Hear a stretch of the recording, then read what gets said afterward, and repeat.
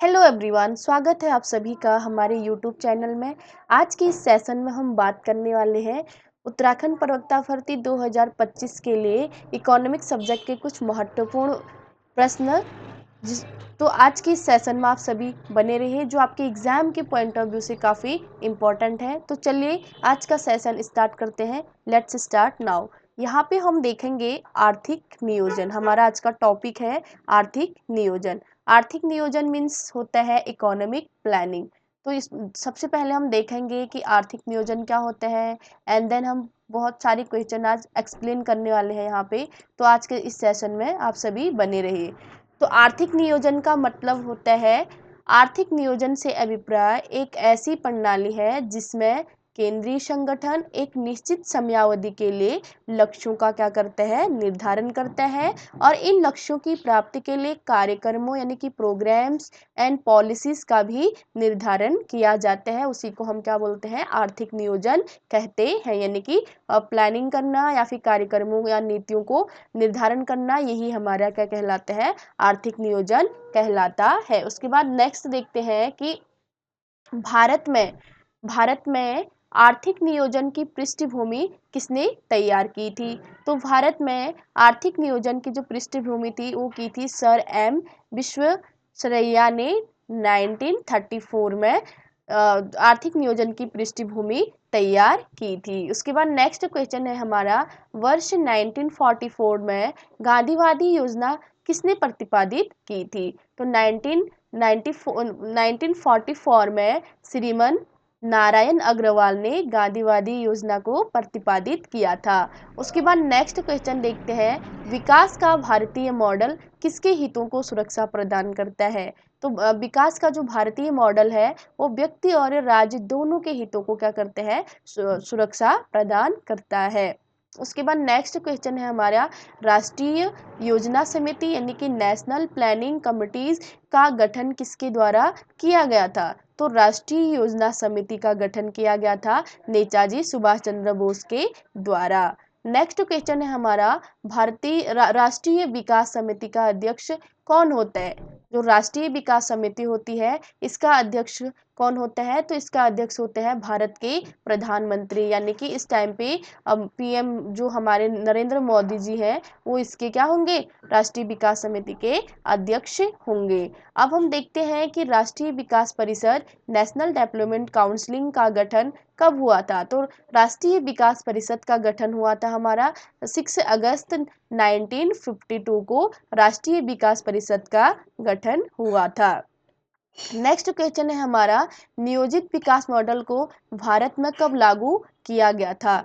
नियोजित विकास मॉडल को 1 अप्रैल 1951 में भारत में लागू किया गया था। उसके बाद हम देखते हैं नेक्स्ट, प्रथम पंचवर्षीय योजना यानी कि प्रथम पंचवर्षीय योजना किस योजना पर आधारित थी। तो जो प्रथम पंचवर्षीय योजना थी वो हमारी हैरड डोमर योजना पर क्या थी, आधारित थी। अब पंचवर्षीय योजनाओं वह योजनाएं थी जिसके द्वारा क्या किया जाता है कि पंचवर्षीय योजनाओं के द्वारा देश के आर्थिक विकास के लिए योजनाएं बनाई जाती हैं। उसमें कुछ लक्ष्य रखे जाते हैं जो 5 वर्षों में क्या करना पड़ता है, पूर्ण करना पड़ता है। उसी को क्या बोलते हैं, पंचवर्षीय योजना कहते हैं। और पहली पंचवर्षीय योजना की शुरुआत हुई थी 1951 से।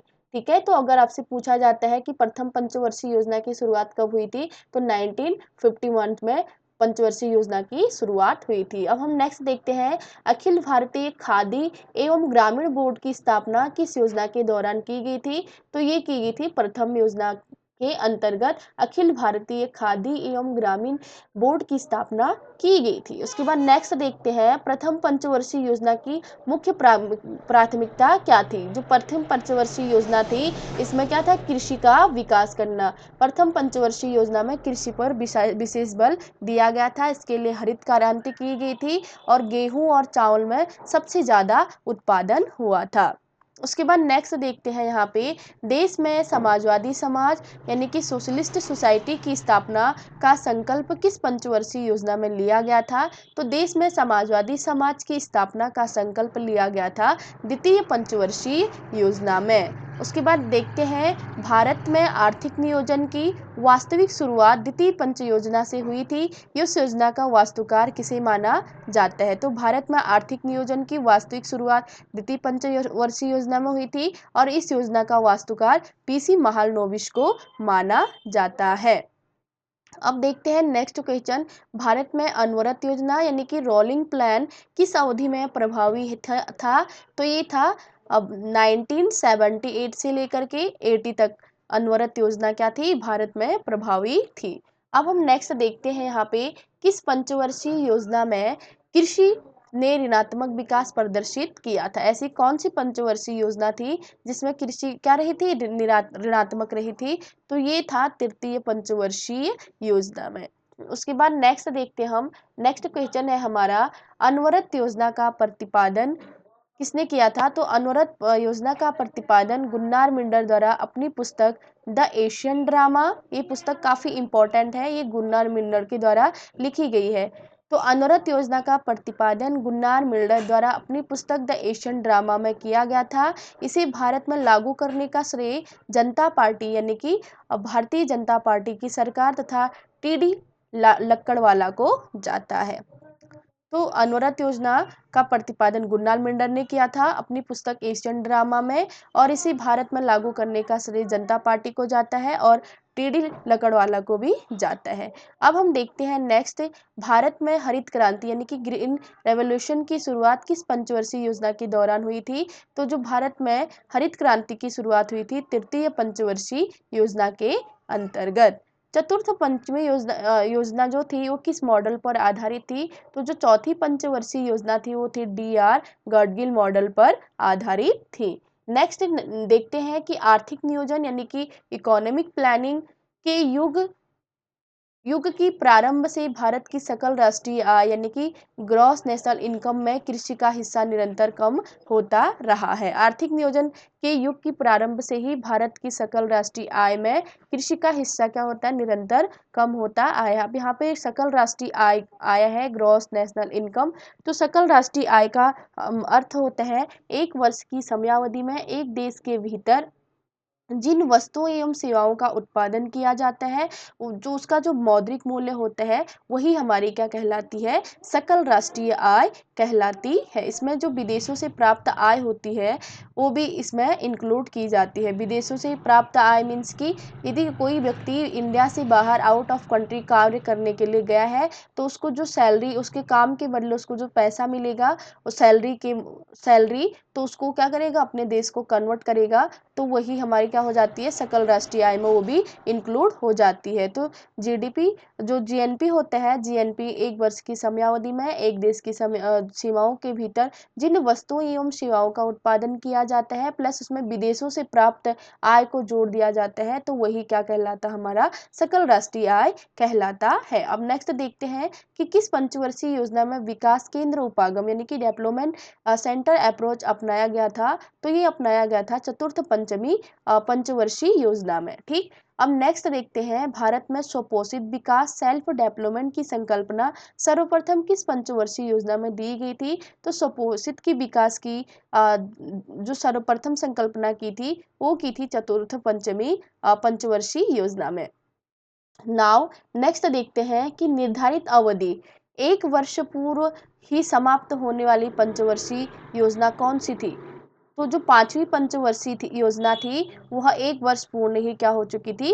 समाप्त हो चुकी थी, यानी कि चौथे वर्ष में ही वो समाप्त हो चुकी थी। ठीक है, अब गरीबी हटाओ विषय वस्तु पर आधारित गरीबी उन्मूलन कार्यक्रमों को किस पंचवर्षीय योजना में प्रारंभ किया गया था?